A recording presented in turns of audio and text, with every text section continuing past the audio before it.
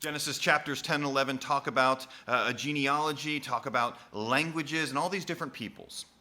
Well, in chapter 10, we see that Noah and his sons are there, and it talks about their relatives. And if you go down and you read some of those names, although they're hard to pronounce, many of them, there's some that you would recognize. For example, Egypt or Gaza.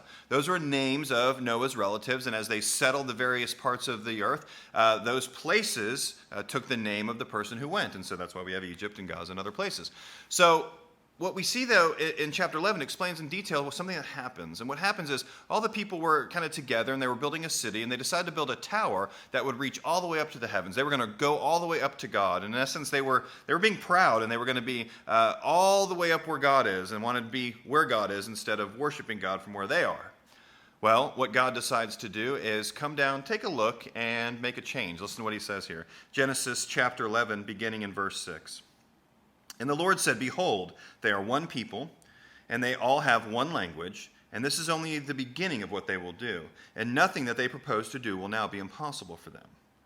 But because pride is rooted here," watch what he says, "Come, let us go down, and there confuse their language, so that they may not understand one another's speech." So the Lord dispersed them from there over the face of all the earth, and they left off building the city.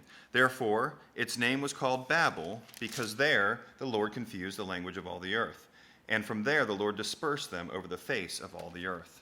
So why is it that we have people all around this globe, and why do we have languages all around? Well, we go all the way back to the pride of the human heart decided we wanted to be where God was. God said, not going to happen, not on my watch, and so he came down, confused the languages, and spread us out across the whole earth. Remember, friends, it never goes well when we try to get up to where God is or be in the place of God. We need to be humble and worship him as we should. Have a good day.